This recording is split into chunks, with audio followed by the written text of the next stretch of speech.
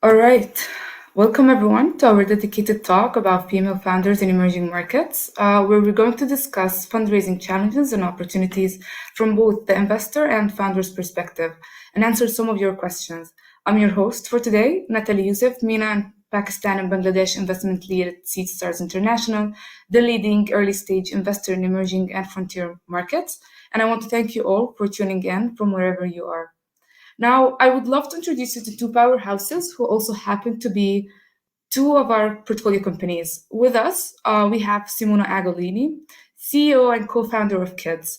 QiDZ is the first family activity mobile app in the UAE and KSA that connects parents and with entertainment, education, and after-school vendors. Simona enjoys more than 20 years of experience in deal making, M&As, and divestments, as well as business development and operational roles. With us as well, we have Yasaman Rajaee, CEO and co-founder of Maneki, a community analytics platform for online creators that brings data basically from many marketing tools into one place for better decisions that drive more sales. Yasaman worked as a product manager at multiple startups, actually including one that became a unicorn, and top tech companies like Google. Welcome, ladies. An absolute pleasure to have you here with us today. Hi, good evening, good afternoon to everyone. Thank you Hi, for Nataly. joining us. Good Hi, afternoon. Hello. awesome.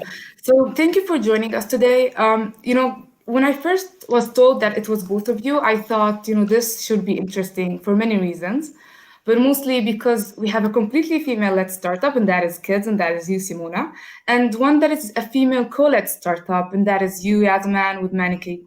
And we have seen the numbers, right? It is now common knowledge that only 2% of the billions of dollars invested in startups globally every year are allocated to female founders. And that percentage only goes up to 11% for female co-led startups. So I guess with that being said, I'm curious to know more about how different or maybe similar your fundraising processes were, given that you two have different kind of team dynamics or team structure.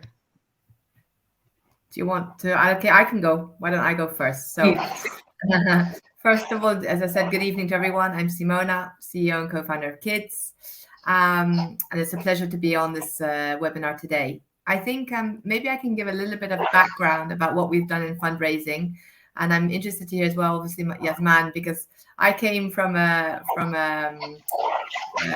multinational blue chip company and I became an entrepreneur. And it's a really big jump. So I think that somehow will play into maybe some of our stories. But we started off bootstrapping it.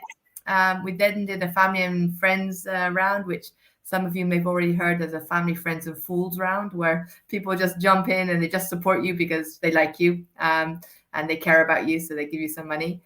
And then you go for your first, let's say, your real fundraise, where you actually get someone who doesn't know you to invest in you, and then that really is off the back of how much you convince them and what they see in the idea.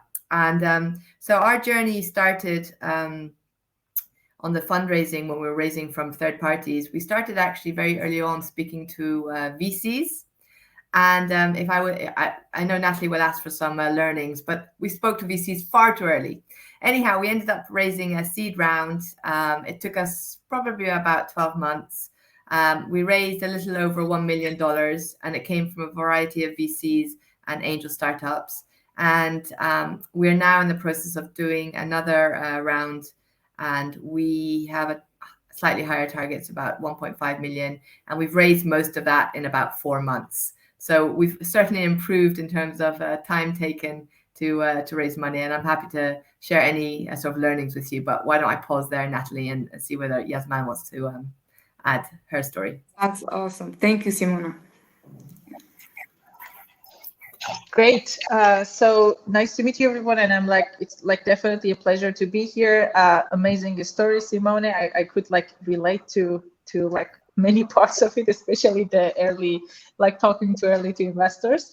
I think it is also good that I also give a little bit of background about myself, because that is relevant into the story of what happened in our startup fundraising, and also our team.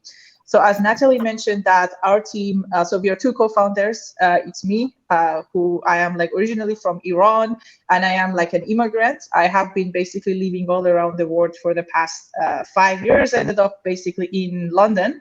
And my co-founder, he is Colombian. And he is, of course, a male co-founder. He's my CTO, amazing engineer for the past 20 years. And he's 11 years older than me, and this is his fourth startup. As opposed to me, who I am like the first time female founder and also immigrant from Middle East. So that's not like, basically I had all these strikes against me when I started my fundraising. And I would say basically, like originally our startup started as Learnico. So our name was Learnico when we even like Seedstars invested on us. And we solely started to build a platform for knowledge creators to develop cohort-based courses and monetize their knowledge. We were focused in emerging markets, specifically Spanish courses and specifically Latam market. So you can imagine that me, an Iranian girl who has a Colombian co-founder, is trying to raise for an edtech startup in Latam, which I had never even foot on any land on Latam. I don't speak Spanish, but I was basically trying to raise from VCs. I would say basically we were a little bit of lucky because we were part of this accelerator program in Latam called Latitude, which is literally the one accelerator program you would go through right now in Latin America. I definitely had a lot of support from the team, being like probably the only portfolio CEO of a portfolio company who is not actually from Latam, but has a startup like a base there. And for me, it was like a lot of like learning as well, mainly because I come from a technical background. So I am basically also a technical person. I studied computer science, but then like later on, I found my passion for product, pivoted my career to product and ended up like basically in this startup. So I had like zero experience of anything in terms of fundraising. And for me, it was like a lot of like learning in terms of like the politics of fundraising. And when I started, I didn't know anything about fundraising rather than being a first-time female founder and like starting from Latam fundraising, which was like a whole different picture, which I'm like there. Happy to answer any questions. In terms of the investment rounds, we raised like one almost like big round for Latam, which was about like $500,000, like $500,000. As a pre-seed round, which again, this is a big number for like Latin American edtech pre-seed rounds. And then we are looking into probably start out the next round later in summer. And I guess, both of you actually tapped onto kind of two special sections or interesting sections. And so Yasaman, for example, you just talked about fundraising from LATAM, which is not even your country, but an ecosystem that has been dynamic. And I will go into deeper details later on. And Simona, you also mentioned the fact that, given that you've already gone through several investment rounds, the first kind of round, which is, angels, friends and family, has this kind of special dynamic. And I want to tap onto that right now for a little bit. And maybe Yasaman, you can also share your learnings, given that, you're a first time founder, but you've also learned a lot about the VC and startup dynamics. And so maybe Simona, I'll start with you. Given that, you've already seen the angel round, seed, and then pre-seed, seed, and then you're right now in pre-series A, just to give me a bit of context, I feel like, or it's well known that once you're at the angel round, you tend to raise from people that know you, that understand your potential or believe in you. So basically, as a woman founder, the possibility of you being in touch with another woman as part of this kind of angel group is higher than later stages. And I mean, we've seen also the stats, right? Like end of 2021, we saw 61% of total funding to startups globally with only female founders, what was mostly focused on early stage, meaning, angel, pre-seed mostly, and sometimes seed. So, given kind of this dynamic, has it been kind of challenging as you moved forward with the rounds, or what was your experience there as a woman founder? Look, I think that, I think what was relevant in both Yasaman and my story is that we were both first-time founders. And I think that, if I was to do this whole story again, I would be much more efficient and I would be much faster and I would raise money faster. And so if there's one, hopefully anyone on the call or on the webinar today, I do have a piece of advice. So as I said, we first went to VCs. I think in hindsight, what I would have done is I would go and I would find angel groups. And, there are actually well-known angel groups in the UAE and Saudi and many, many markets. And I think that that's a very good first port of call in terms of trying to raise money. I don't know angels or rich angels walking around the streets. Like that wasn't part of my network. I know many more now, but at the time I didn't know any. And so I think going to angels and pitching at angel events and trying to get on those is a really good way to start. Another tip I have, which is obviously in hindsight, is that, ask an angel, find angels. You'll be amazed on LinkedIn. It says angel investor. If you search by angel, or even on Google, you do angel investors, you'll find a list of people who, happily portray themselves as angel investors. And then what I would do is I would never ask for money. I would ask for advice. Never ever ask for money. If you ask for advice, the money might come. But what are you doing? Are you fundraising? Yes, I'm fundraising. Oh, what are you raising? And the conversation flows. Whereas what we did, we did it the other way around. Hey, we're wasting money. We'd like you to invest. They're like, well, we don't even know you. Who are you? So that would be one thing. In terms of, I think that's the main thing. And then we did a combination. Our round was a combination of angels and VCs. Again, I think that, you always have the benefit of hindsight, but the people that really add a lot of value to us are the angels. The VCs just want a return, but the angels actually, they're investing in you because they've seen something that means something to them, whether it's you as a person or it's a concept or you're solving a genuine problem or whatever. And they want to, they actually want to help you grow, and they are very, very good at connecting. So I think angels are really, really, really valuable to have on board. Definitely. And in terms of encountering women angels, was it kind of easier for you to encounter women angels? I mean, or women investors at an angel round more than the later stage, or you felt that it's the same kind of challenge? So I think that one of the big problems, you were mentioning the stats about the amount of funding that goes towards women. I think that one of the problems is that there are so few female investors. If I look at my cap table, 98% of it is male who've invested in an all-female team. So in terms of the statistics, the flip side is it's positive because these men are obviously investing in a 100% female-led team. But there are very, very few female investors out there across the VCs. Even the angel groups are smaller, and they're different.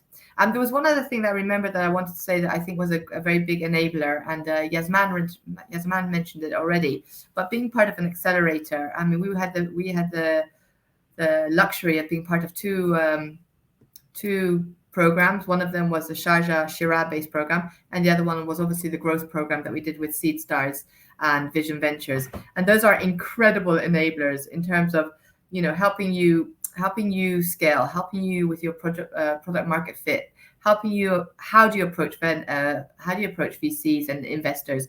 And that's all kinds of stuff that if you're a first-time founder, is invaluable. Absolutely. And Yasaman, I don't know, do you agree with what Simona just mentioned? And if you have anything to add in terms of the dynamics that you've just witnessed? Of course. Yeah, I just want to definitely 100% agree with Simona. And I just want to kind of bold 2 points that Simona mentioned.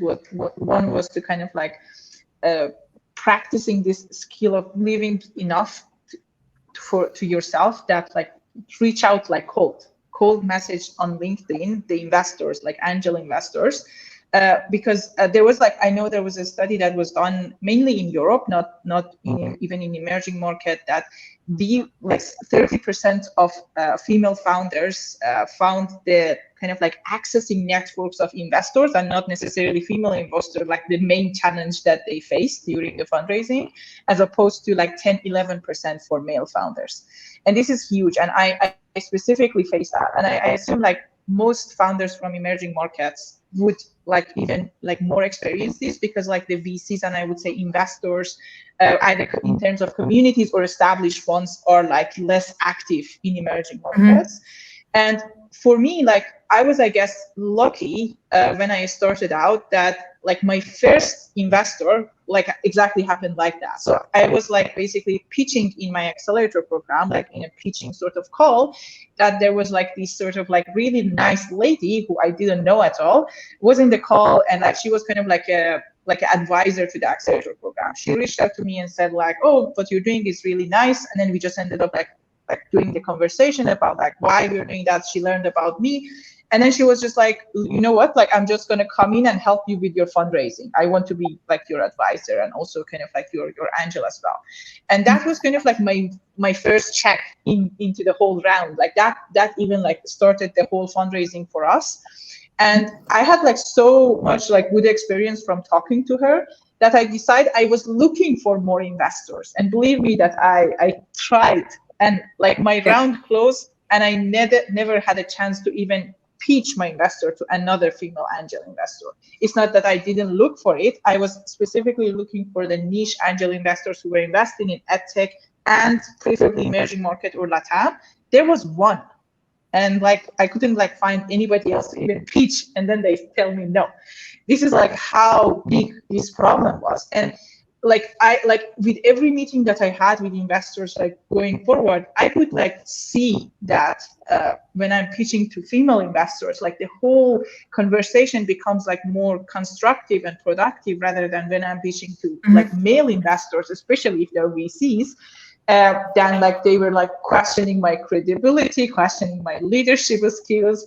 And then one like sort of like not super positive experience that I have is that like they usually tend to like not take me seriously, but the moment that they realize I actually have a male CTO, they would like try to push me to set up another call so that he would come on a call and ask like, let's say, sales or marketing questions with him. Like he has like no experience in the area, but like they would still tend to kind of like go for the question. And then that never happened in any meeting that was like barely even a woman who is not even the VC and is kind of like just like doing the process of that VC in the call.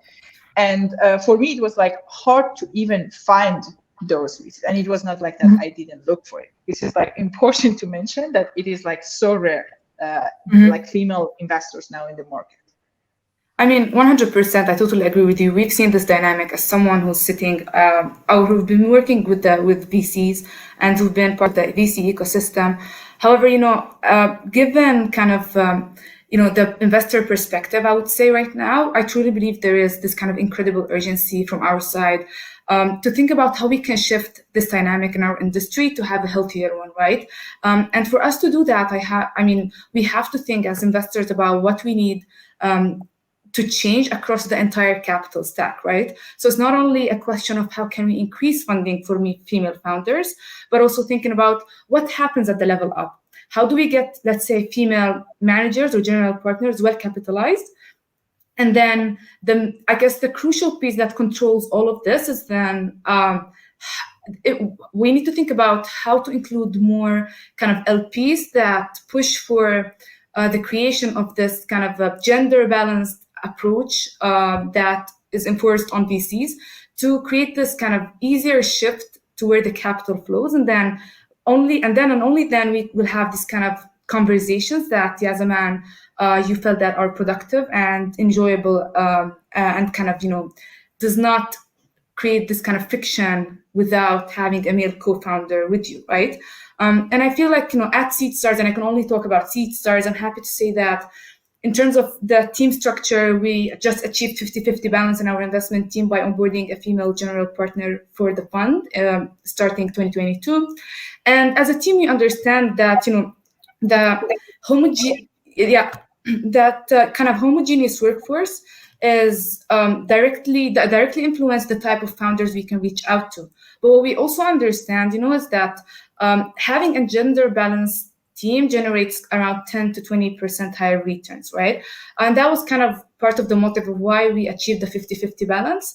But that's only half the battle, and we know that. We know that at any point in time while we're fundraising, we'll be in fundraising mode for Fund 2.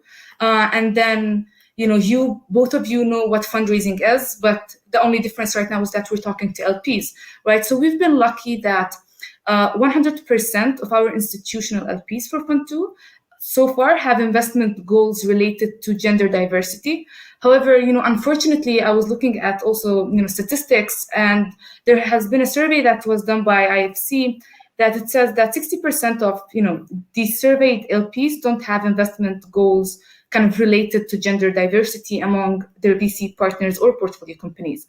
I believe that this should change because when you change that, it's not only ethically important but also it increases the returns on investment. And I wouldn't say that investors out there are intentionally being kind of biased, but I would say that us as people, people like people who remind themselves of themselves, right, at the end of the day.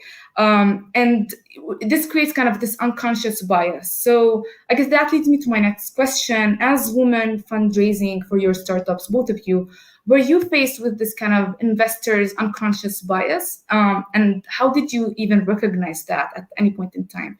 Maybe Yasaman, you could start.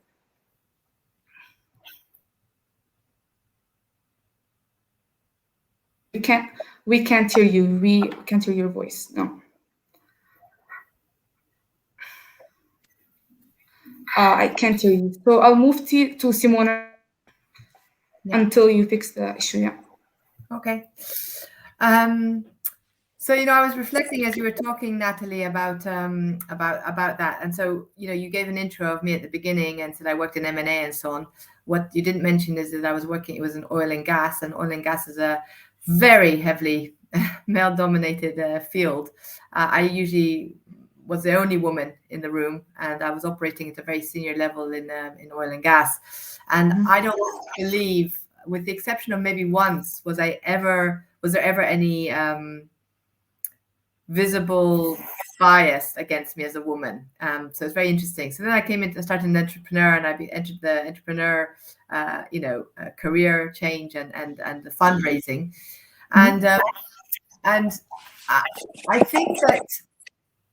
And I was listening before as well about the investors and so on. I've had great conversations with lots of male investors. I really have, and obviously Seedstars is one of our investors, and we were selected through Charlie, and he's male and so on. And I really haven't, not an issue, it's the wrong word, but I really think that investments should happen because they are very good investments, not because it's female or male. But that comes back to the unconscious bias point and how someone will make a decision to invest or not when they're presented very similar information, but it's presented in a different fashion. So one of the things I've learned through my earlier career when I was in Shell is how people evaluate other people. And as an example, when we were in a room discussing staff, we would be talking about candidates, and we'd be talking about a woman and discussing whether she should be promoted or so on. And we'd be talking about what she had done, what were the data points behind it. And for men, the same level, same type of person, we'd be talking about what he could do. So very, very, very, very subtle bias. We were assessing the personal different characteristics. So now if I go back to fundraising and working as an entrepreneur and pitching, I think that the way sometimes the way that we sometimes are perceived, especially in the case of a company like mine, where we are 3 women, we are 3 mothers, and the product is a product that is targeting families and so on, is that you're perceived as mompreneurs or moms that are doing this on the side, whereas of course on the contrary, we're actually super women. We're running a full family, and we're running a full business, and we're fundraising, and we're doing so on. So I think that that's one of the unconscious biases, that once you speak to people, they understand it, but that's something that happens. Another sort of experience that I feel that we've had, and it's never badly intentioned, but it's like that we need a bit of advice. They need to give us a bit of advice about how to do things, whereas I have not seen that when men have been pitching. And, advice as in how to run your business, or like specifically on specific parts in the due diligence process. Well, it's almost like I can help you. Like you need a bit of help, and it's not necessarily, it could be about fundraising, it could be about the business. It's just that the perception is that we as a company or whatever might need a bit of help. And that it's well intentioned, but I've never seen that similar kind of conversation with let's say men when they've pitched. And then I always reflect, we did an experiment. We actually got a man to pitch once. We said, okay, we'll try it with a man. Nice. And he pitched to a large group of men, and they wanted to meet all the founders. So we repitched again afterwards. So it actually didn't solve the problem, but we raised a lot of money from that group of people. So it was just an experiment to see how that would work out. I mean, that's super interesting. You know why? Because I've always heard about, the fact that when founders pitch, especially, during pitches, women founders are often asked questions which have some kind of negative connotation to which they have to give defensive answers, as you mentioned, while, female co-led or completely male counterparts get asked aspirational opportunities. So if we're talking about same kind of business, pitching to investors, let's say we're talking about the sales potential there, we'll see that, one question could be for female founders is, how long will it take you to break even? While if we're talking to male counterparts or female co-led, it will be like, what's your plan to monetize this? Because I already believe in the product there, right? So it would be interesting if, I don't know, like we've heard Simona's points of view and her experience and how kind of most, I would say, defensive kind of approach to pitching. But like Yasaman, have you felt also this kind of friction, or was it kind of an easier process given like the whole team dynamic, given that you have a male co-founder and you're not there alone pitching to investor or only female-led startup? Yes. So can you confirm if you hear me now? Okay, great. So I didn't hear the full answer of Simona, but I can again confirm 100% that happened to me as well. And again, I was lucky that my first check was a female angel investor, and she kind of advised me on this, that this is gonna happen to you when you go and you pitch to male investors. And that kind of I guess I even didn't had that clarity of understanding that the type of questions that are being asked from me is different from my co-founder. But I would say one challenge that I had was to kind of bringing my co-founder also on board and telling him that, do you actually understand that there is this bias toward me? Because he had started 3 companies before our company, but then I am his first female co-founder. So kind of even starting that dynamic and that culture between us, that did you see the bias that is happening? And in many cases, after a VC call, he had a completely different experience than mine. I was like, did you actually understood that guy was kind of approaching and it was no, it was a friendly chat. I didn't understand anything. I was like it would take me 20 minutes to basically explain everything. I was like, oh yeah, I never looked at it from this perspective. But I hope that's a learning curve as well for your co-founder, right? Now he understands the dynamic. Yes. Yeah. Okay. Now he understands it, but I guess there are 2 aspects to this learning opportunities. One is from the VC perspective, many of them, this is literally a really unconscious bias that they have, I would say. So none of them are actually kind of want to attack the female founder. It's an unconscious bias. But there's also from the maybe co-founders, male co-founders, that need to be supportive. And I would say my co-founder has gone from 0 to 80% now, understanding and catching those biases himself. And I remember once he came to me and mentioned, so basically we had a blog that was published about us on Forbes, and there were a bunch of people who were reaching out to him instead of me, even though it was clear that I'm the CEO. So if there is anything about the fundraising, they needed to reach out to me. But then they tend to reach out to my co-founder, and they would basically, he had this prepared message that said, please reach out to my CEO. I'm responsible for the product, and I have no chat with you about what we are doing right now. And I can see kind of his growth as well, understanding and supporting me in the journey. Can I add something though? Because as I said, I come from a very male background, and the majority of my investors are male, and so they have invested in us and they have seen the potential and they are incredibly supportive. So we have raised money from men, And you know what I always reflect on after I get a no, or, you know, or someone says no, is I reflect on, you know, what could I have done differently, or is there nothing I could have done differently because the business is not appealing to the VC that I'm pitching to.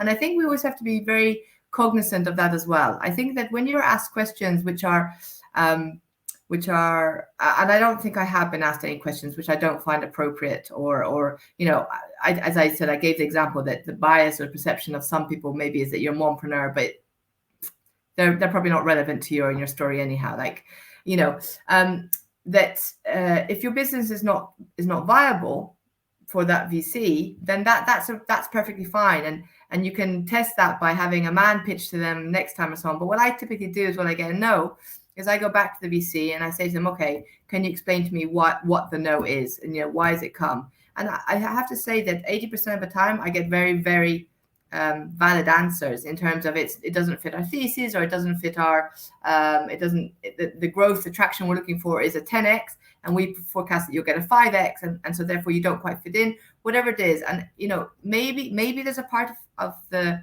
bias that's there in terms of how their minds set it out. But I'd also believe generally that a lot of the times it's not, that it actually just isn't a good fit. And I come back to the conclusion, you know, when I do pitch to people who do invest, is that, you know, our story is robust and we are pitching to men, and therefore it just wasn't a right fit for those particular investors. So I'm conscious that there are many biases out there, and I'm conscious that there's so little funding that goes to women and so on. But I usually look at it back to myself. Did I communicate it clearly enough? Do I say things? Do I not give the conviction sometimes? I'm not sure whether I'll achieve that growth, or do I say there's a 5x out there and I'm going after it and I'll achieve it in these 3 ways, and if I get there I'll go to a 15x. You know, that's a very different story that is not necessarily in my DNA, but I've learned how to say it more like that. 100%, right? So, like, I mean, we believe that talent is everywhere, right? And as long as, you know, you have a viable business model that's, you know, strong enough to prove that this is kind of a sustainable business and fits our investment thesis, then why not, right? However, a great part that you mentioned, Simona, is that, you know, these kind of pitching skills, to learn how to pitch that effectively, to tell your story, because sometimes you have this kind of really great idea, but then we lose the story. Sometimes you're very technical, and not all of us are engineers, so you lost us, right? And I feel like, you know, there's one thing that has been going on around in the market, which is kind of mind-boggling at one point, that says that, you know, part of you know, the fact that sometimes investors kind of ask these biased questions is because, or women don't get, you know, the needed funding, is because female founders tend to, you know, focus on more niche sectors, let's say, I don't know, mental health, women health, edtech, that just aren't that interesting to investors who are extensively looking, let's say, at fintech, e-commerce, and agtech. But, you know, global data paints a completely different picture, and it's clear, right? VC-backed female founders are found in large concentrations in sectors, you know, such as agtech, where they represent 12% of VC-backed startups, e-commerce more than 22%, edtech 19%, and health tech 16%, right? So we've been living, 3 years now, with investments in health tech and edtech skyrocketed. Yet the number of funding in female founders is not changed, or didn't change drastically. So I guess, you know, this should take me to my next question. Or, you know, before we go to the next question, I feel like as an investor, I have something to contribute here. I guess we should take it upon ourselves as investors, you know, to understand how our investment process can welcome the broadest range of people, including female-led or co-led parts, right? And I guess my question here would be, what kind of best practices you've seen or you would like to see in the industry to achieve this kind of inclusiveness, whether on governmental part or investor level, or let's say another founders, or like the startup community as a whole?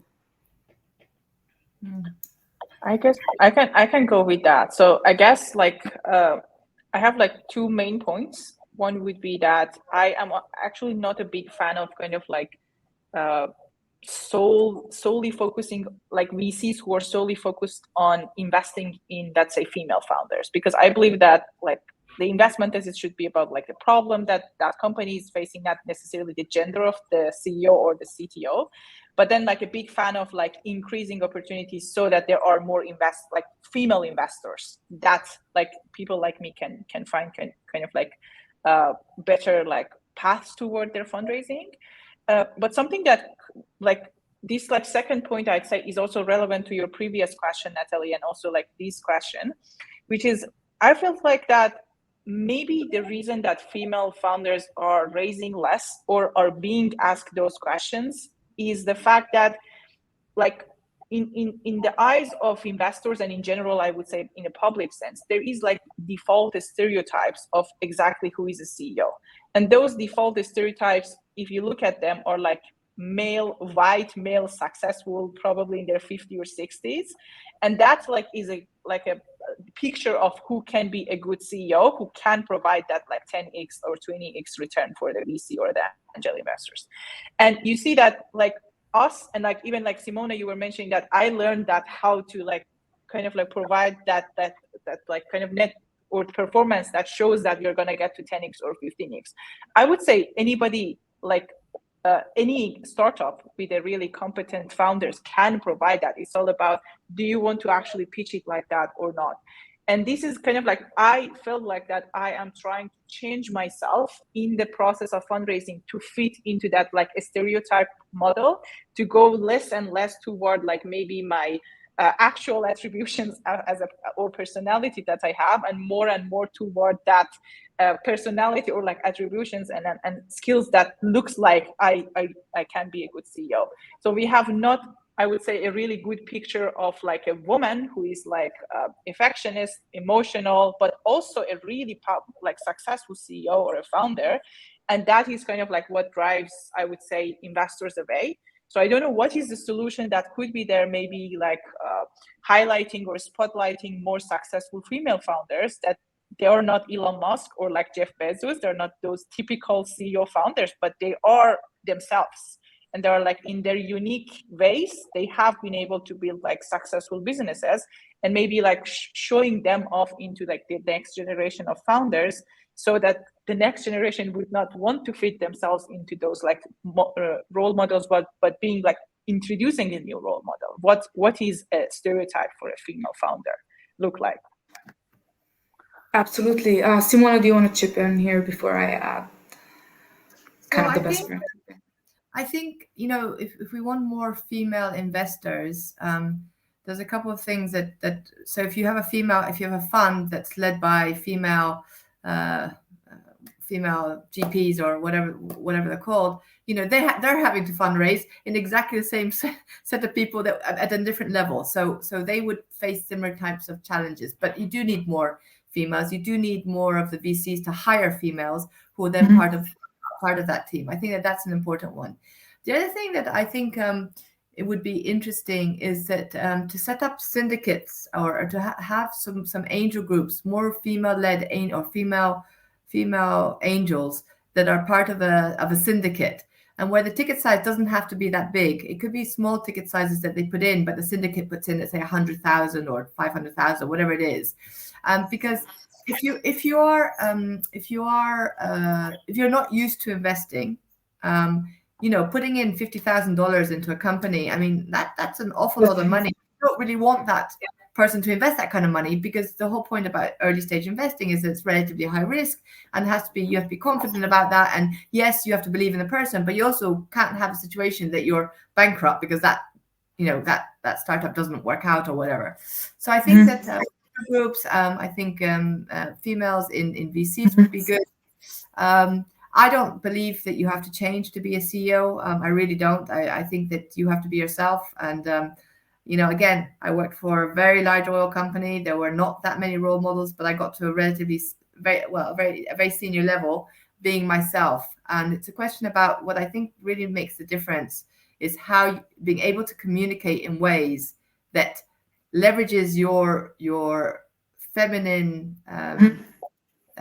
skills and abilities, but you make the point clear. And as a very good as an example for me, I think that speaking in clear, short sentences is a way not to lose the investor's interest, And if that investor is male, even more so. So instead of telling a very long, flowery story, I keep it much more short. These are the points. These are my 5 points. This is what I think. 1, 2, 3, 4. So I haven't changed my personality. I'm just being very specific and clear. And I think that those are things that I think about. Absolutely. Like both of you brought up some really good points. And if I want to add to that, like to your answer, Yasaman, regarding kind of you have to fit this kind of certain profile in order for you to facilitate the fundraising process for yourself, right? Whether you're a, let's say, I don't know, not only female, right? So like a minority kind of founder, not a privileged one, right? And I guess this also falls back on us as investors on how to find kind of best practices to eliminate this kind of I don't know if it's bias if you want to call it, but I mean we've thought about this for quite some time here at Seedstars, and I would say like the practices that we're trying to enforce is that to ensure a fair kind of opportunity to everyone. We're not only relying on warm introductions, but you can actually go to your website, and both of you already know that. You can go to our website, submit your pitch. Anyone can email us, anyone can reach out to us on LinkedIn. And yeah, I mean, you have to be 100% sure that there's someone reading your pitch deck, someone who is going to reply to you. And I believe that not only relying on warm intros, can go a long way in giving everyone an opportunity to, whether it's female, male, or minorities, to reach out to investors, as well as we need to ensure like this kind of fair selection process without thinking about gender or whatnot. And one of the practices that we're enforcing right now, and I know that there are a lot of VCs out there that are becoming more data driven. And what does that mean is that, let's say at the first screening call with you guys, we have this kind of scorecard where it has a different set of criteria where I need to score you regarding of your gender, regarding of your background. It's mostly focusing on your business, on the team composition, on the complementary skills that I'm seeing. And that kind of score at the end of, the final score of that scorecard weighs a lot in my decision. Should I go forward with that deal or should I not move forward with that deal? And I'm seeing this kind of data-driven behavior is being adopted across the industry.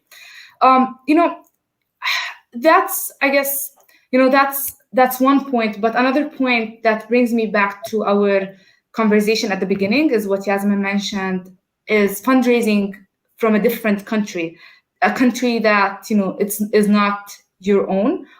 So it would be interesting to understand, I mean, was raising from a specific region as a woman more difficult and more defensive than other? Because, at the end of the day, people generate wealth differently. And if you look at regions or the female unicorns in each region, it's wildly different, right? Did that affect you being in LATAM and Simona being in the UAE and fundraising outside the UAE? Should I go first? Yep. Like interesting point is that even though I raised most of my funding from like LATAM based funds or angels, I did pitch to Southeast Asian funds, the ones who are like mainly focused on like emerging markets in general, mainly because that was what our vision was. Also European based, especially UK based funds, because like we are a UK based company from the legality perspective, and also US based angels and funds. I would say for a really good reason, like many of them were not good fit, mainly because of our target market and like where we were based on. But then just in terms of conversation perspective, I would definitely say that the US based funds were more open into like higher riskier sort of situations, and like they were more direct, and I would say less time wasting. So if it was a yes, they would tell you basically that like you need like the next 2 days, and then like we're going to decide, there's going to be like another call, and that's it. So the process was more clear. And this is not for a female or a male founder, this is like in general like a overall experience. But in case of like other types of the world, and then I would say the priority would be like UK, Europe, and then like LATAM and Southeast Asia, I felt like that there was like less and less clear determination of what the exact process looks like. I don't know whether it was because I was a female founder or it was like a general problem there, But then I would go and have call, like I had like a call, I think 9 times with a VC, and they realized that we are early for them. So like 9 sessions, and you couldn't like tell me like sooner. So I said they tend to take less risks, especially in like more like new markets or new products. And but then of course like if you want to address the market in LATAM, it is way better that if you raise also from LATAM. So it's like basically a harder job, I would say. For me, it was like an additional challenge on top of it, because mainly I couldn't speak Spanish, and many conversations was like not so straight and to the point. Some funds had like partners that couldn't speak English well. So like basically we couldn't communicate well at the end, and that made it like difficult to move forward. In my case, I don't really have experience of raising from outside of the region. Largely, we've raised money in the region. I think what probably is an interesting part of our story is that we are 3 female co-founders. None of us are Arabic, and we've raised the majority of our money from Saudi investors. So definitely not breaking the mold, but you wouldn't have expected that, I would have thought.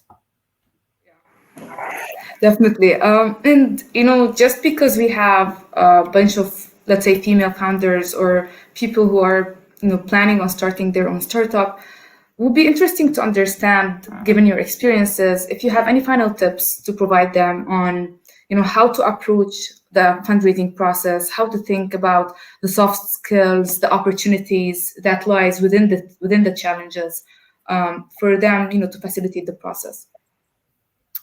Okay, I can start on that one. I think that if you, I would say that if you're starting your fundraising journey, map out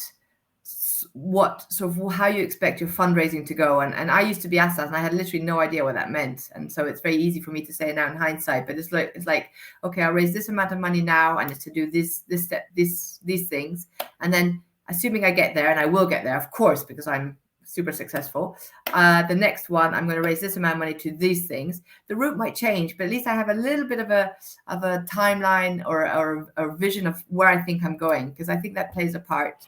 I think that well before you need money, I would start making connections with people that might ultimately be relevant for you, or and I would ask for coffee. You would like to learn from their experience when they look at investments. What do they look at? What have they seen that successful founders do?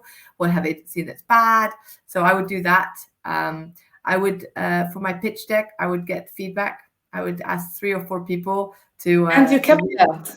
You kept that, like every time you kept that, right? So every time we touch base, you still have these kind of questions circling around, and I love that approach. Whether on the pitch deck, whether on others out there looking for fundraising, or who can you consult with, and I guess that's an approach that all of us should adopt. Yeah. Yeah, and what I find is really, really great in the entrepreneur world is that a lot of people are willing to share their experience, their thoughts, their ideas, their connections. I mean, don't expect people to give you everything, but I think that you ask someone for a coffee, you ask them in a polite way, say, I'd like to learn. I think that you'll find that you'll get a pretty good hit rate of people saying, yes, I'm happy to spend 10 minutes with you. I will share a couple of insights with you, and from that you learn. So get your pitch deck sorted, learn your pitch. A pitch is not a presentation. I came from a company where you did presentations. A pitch is something completely different. So get that feedback. But I think that those would be my top tips. Absolutely. And Yasaman, what about you? So I have like one tip, which consists of 3 words, the same word, like prepare, but 3 different type of preparation. I would say the first one is preparation on your material, which is like, I think Simona just touched based on that, how to prepare it, how to prepare your deck, how to get feedback on it. If deck is actually the material that you're sharing, I now see that there are a couple of like kind of like VCs that tend to ask founders to write investment memos. That has like its pros and cons. So basically prepare your material in advance. Second, prepare your process. So this is something that I didn't know, like maybe 2 weeks starting into my process, that there is like a pre-process, like basically the process of actual fundraising and the post-process. I am usually like somebody who documents all of the things. So as a gift, maybe for the people today, I do have kind of like my Notion template generalized with like 8 weeks of from the moment that you decide to fundraise to the moment that you have actually signed everything. And these are like hypothetical weeks of like the 8 steps that I went through during my fundraising, from like initially building your investor potential or like target investor list up to a moment that you close the deal. Happy to just like go through them if that's interesting. And then the third and most important one, which again, I knew that I need to do it, but then I couldn't do it successfully, which was prepare yourself. I had kind of like a wise friend who told me that you need to hear 99 no's in order to get like 1 yes. So get prepared for that. And like what I did myself was that I literally like wrote down number 1 to 99 in a document, and every no that I would hear, like I would just checkbox that to see if I would hit that record. Was it a 99? I did get my first yes, like less than 30, I would say.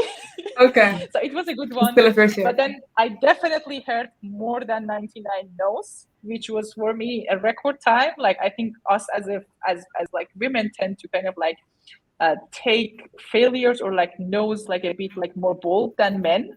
At least this is, again, I'm comparing myself to my co-founder. Like any no for him, it was like, okay, so let's go to the next one. And for me, it was like always a little bit of like a day thinking about, okay, so what could have I done differently? Why wasn't it a match? So even though I knew that, and even though I did that, like I guess like after about like 2 months into fundraising, I experienced like a high level burnout. And that's why I would say I didn't like prepare myself like in a good way for a fundraising. Yasaman, I would love to see that documentation after the call. Like, please feel free to send that to me. I'm actually like preparing a class for the the accelerator program that I mentioned. Like it's a 2-session class on like my process. Again, I'm no like expert or anything. This is just me like documenting my process. Hopefully that it will like come handy to others. Well, don't sell yourself short. I'm pretty sure that should be good. I wanted to. Okay. Yeah. I mean, awesome. We'll be looking forward to that. We're unfortunately running out of time. This has been, a great panel. And Simona, Yasaman, thank you for this wonderful chat. I hope our listeners have learned a thing or two about what it means to be a female founder and kind of feel empowered, I would say, and less alone in their journey. I don't know if you have anything else to add.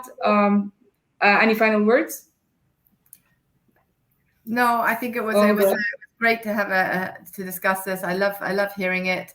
I think Yasaman, you said that you'd heard that you get 99 no's before you get 1 yes.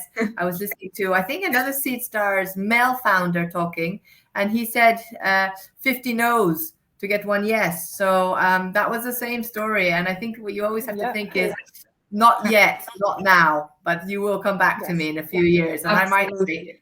I might not be ready for you at that point. Yes, absolutely. Yes. And then here we can see the difference, like why there is, like I did count on 99 and a male founder counted on 50. So there is something like suspicious here that we need to take into like account.